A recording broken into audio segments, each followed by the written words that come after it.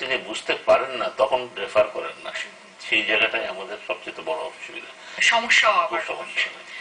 এখান থেকে মাননীয় মন্ত্রী, আপনার কাছে আমার প্রশ্ন হচ্ছে, উপজেলা পর্যায়ে যে হাসপাতালগুলো আছে সেখানে অভিজ্ঞ ডাক্তার নিয়োগ করা সত্ত্বেও তারা সেখানে চিকিৎসা না দিয়ে শহরমুখী হচ্ছে, তো আপনার কি ধরনের পদক্ষেপ নিচ্ছেন? জেলা এবং উপজেলা হাসপাতালগুলোকে মোটামুটি ভাবে স্বয়ংসম্পন্ন, মানে সেখানে যে স্পেশালিস্ট থাকবেন তার যেন যন্ত্রপাতি থাকে চিকিৎসা করবার, তার কিছু যেন প্যাথোলজিক্যাল ইকুইপমেন্ট থাকে ডায়াগনোসিস করবার, তার যেন অ্যাসিস্ট্যান্ট থাকে, যদি সার্জন থাকে তার জন্য অ্যাসিস্ট্যান্ট থাকে, সেখানে যদি ব্লাড ব্যাংক না থাকে তাহলে কিন্তু ওই সার্জন কোনো কাজে, একজন সার্জনের পোস্টিং দিলাম তিনি কোনো অপারেশন করতে পারছেন না বিকজ তার ব্লাড ব্যাংক নাই বা তার অ্যানেস্থেটিস্ট নাই, ওর যে অপারেশন থিয়েটারটা হয়তো অ্যাডিকুয়েট না।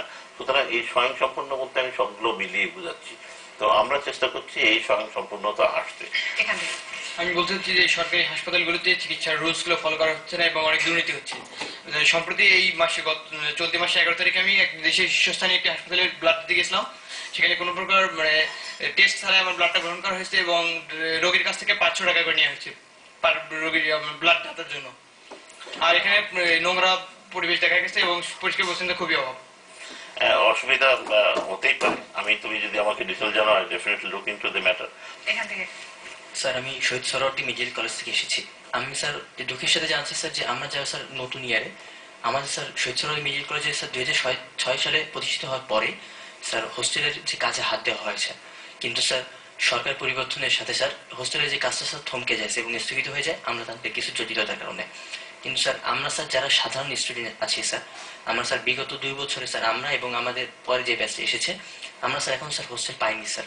তোমার মেডিকেল কলেজের প্রিন্সিপালের সাথে গতকাল রাত্রেই বোধহয় আমার সাথে এই ব্যাপারে আলাপ হচ্ছিল। অ্যাবসলিউটলি তুমি যে সাবজেক্টে তুলেছো তার সাথে এই বিষয় নিয়ে আলাপ হচ্ছিল। তিনি আমাকে এই প্রবলেমগুলো জানিয়েছেন এবং তিনি আমার সাথে আলাপ করবেন এবং সমস্ত কাগজপত্র নিয়ে আসবেন। সুতরাং আমি মনে করি তোমাদের যে অসুবিধা আছে সেটি অতি শীঘ্রই দূর হয়ে যাবে।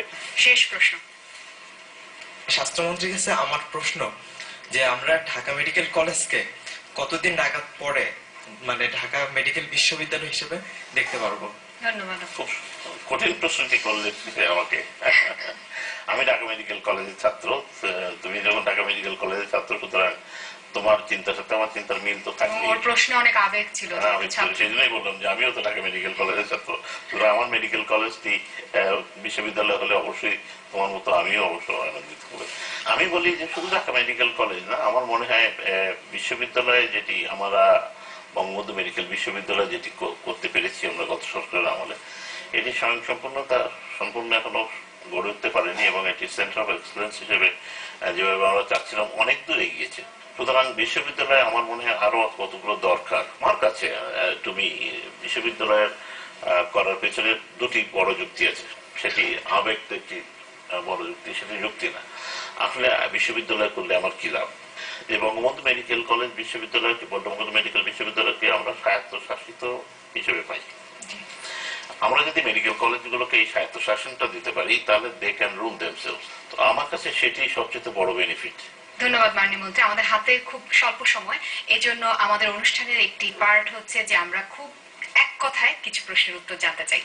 এই মুহূর্তে আপনার কাছে প্রশ্ন হচ্ছে, আপনি প্রথম পরিচয় হচ্ছে আপনি একজন ডাক্তার এবং ফুল বাংলাদেশের প্রথম একজন ফুল প্রফেসর যিনি স্বাস্থ্যমন্ত্রী হয়েছেন, কারণ এটি সবসময় হয় না যে নিজ ডিসিপ্লিনের মধ্যেই আবার অ্যাডমিনিস্ট্রেটিভ জবটা পাওয়া যায়। আপনার কাছে ফলে দুটো বিষয় হয়েছে, একটি হচ্ছে রাজনীতি করেছেন এবং আপনি ঢাকা মেডিকেল কলেজের ভিপিও ছিলেন, অর্থাৎ সাধারণ জনগণের এক ধরনের এক্সপেকটেশন আছে, আবার যেহেতু নিজে একজন ডাক্তার, ডাক্তার সমাজেরও এক ধরনের এক্সপেকটেশন আছে।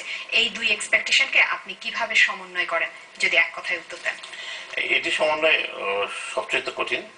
নিজ গ্রামেই হাসপাতাল এটি চালিয়ে আসছি বহুদিন থেকে নিজে পয়সায়, সুতরাং মানুষের উপকার করার জন্য আমি চেষ্টা করি।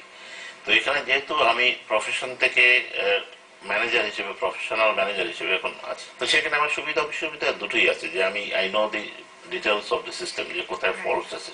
তো সেখানে সেজন্য আমাকে ফাঁকি দিতে পারা খুব মুশকিল, ডাক্তারদের জন্য হোক অ্যাডমিনিস্ট্রেটরদের জন্য হোক। তো আমি মনে করি সেই জায়গাটা আমার জন্য পজিটিভ সাইড। আর নেগেটিভ বা ডিফিকাল্ট সাইড হচ্ছে যে এক্সপেকটেশন ইজ টু হাই। আপনি তো সব জানেন, আপনি তো ভালো মানুষ, আপনি তো ভালো ডাক্তার, তো সবই করতে পারেন না কেন? আমি মনে করি আমার নেগেটিভ দিক। আপনাদের ম্যানিফেস্টোতে নির্দলীয় প্রশাসনের কথা বলা হয়েছে এবং প্রতিশ্রুতি দেওয়া হয়েছে, কিন্তু এখন পর্যন্ত নির্দলীয় হয়নি, অভিযোগ আছে। আমি বলবো সামগ্রিক পরিবর্তন, আমি যে কথাটি অনেক সময় অনেক উদাহরণ দিয়ে আমার ছাত্রদের অনেক জায়গায় বলি যে হাঁড়িতে ভাত রান্না হলে এক পাশে রান্না হবে আরেক পাশে রান্না হবে না, তা কোনো হবে না। সমাজের সামগ্রিক পরিবর্তন আসতে হবে। এই যে সমাজ, ভবিষ্যৎ সমাজ আমাদের সামনে বসে, এরা যখন সামাজিক পরিবর্তন বিবর্তন আসবে তখন সব জায়গায় পরিবর্তন হবে, এটি আমি বিশ্বাস করি। আরেকটি প্রশ্ন, বর্তমান সরকারের একটি গুরুত্বপূর্ণ জায়গা হচ্ছে স্বাস্থ্যনীতি। এ ব্যাপারে কি বলবেন যে স্বাস্থ্যনীতি আসলে কতটা বাস্তবায়নের মুখ দেখছে? স্বাস্থ্যনীতি তো আমরা করে ফেলেছি। স্বাস্থ্যনীতি আমাদের মন্ত্রণালয়ে পাশ হয়ে গেছে। এটি এখন আইন মন্ত্রণালয়ে ভেটিং হয়ে আবার ফিরে আসবে, তারপরে পার্লামেন্টে পাশ হয়ে গেলে এটি স্বাস্থ্যনীতির আকারে প্রকাশিত হবে। এছাড়াও কিন্তু আমি একটি কথা বলে দিতে চাই আজকে, আমার আরো একটি স্বপ্নের কথা। সেটি হচ্ছে, স্বপ্নটি হচ্ছে আমাদের জনগণ, বিশেষ করে ডিসঅ্যাডভান্টেজ, আমরা জানি 1 থেকে 2 কোটি মানুষ এই ডিসঅ্যাডভান্টেজ, খুবই অতি দরিদ্র মানুষ। আমরা বেশ কয়েকটি দেশ দেখেছি ইতিমধ্যে, তারা এই জায়গাটা, এই গরিব মানুষের স্বাস্থ্য সেবাটা পূরণ করেছেন, সেটি একটি বিশেষ পরিকল্পনার মাধ্যমে। আমরা সেখানে আমাদের স্টাডি টিম পাঠিয়েছি মন্ত্রণালয় থেকে। আমরা মনে করছি যে এই ডিসঅ্যাডভান্টেজ, এই দরিদ্র জনগণকে আমরা স্বাস্থ্য সেবা একটি উপহার দিতে পারবো একটি কার্ডের মাধ্যমে। তারা সেই কার্ডটি নিয়ে যে কোনো জায়গায় মানে হাসপাতালে গেলে বিনা পয়সায় সমস্ত স্বাস্থ্য সেবা তারা দাবি করতে পারবেন। এক্সপেরিমেন্টাল আকারে আমরা 2-1 মাসের মধ্যে 2-1টি ডিস্ট্রিক্টে শুরু করতে চাই। ধন্যবাদ মাননীয় মন্ত্রী। প্রিয় দর্শক, কথা বলছিলাম স্বাস্থ্য ও পরিবার কল্যাণ মন্ত্রণালয়ের মাননীয় মন্ত্রী ডক্টর আফম রুহুল হকের সাথে। আমরা অনেকগুলো বিষয় এখানে দেখেছি। তিনি বলেছেন কি কি স্বপ্ন তার আছে এবং কি কি উদ্যোগ তার সরকার নিয়েছে এবং কি কি এখনো নেয়নি কিন্তু তার পরিকল্পনায় আছে। স্বাধীনতার 40 বছরে আমরা বিভিন্ন সরকারকে দেখেছি স্বাস্থ্যসেবা নিশ্চিত করতে গিয়ে অনেক ধরনের প্রতিশ্রুতির কথা বলেছেন। সব প্রতিশ্রুতি হয়তো পূরণ হয়নি, কিন্তু কিছু কিছু প্রতিশ্রুতি পূরণ হবে। সেই জায়গা থেকেই আজকের এই অনুষ্ঠান শেষ করছি। আপনারা সবাই ভালো থাকুন, সুস্থ থাকুন। ধন্যবাদ। দেখা হবে আগামী শুক্রবার ঠিক এই সময়ে চ্যানেল আইতে।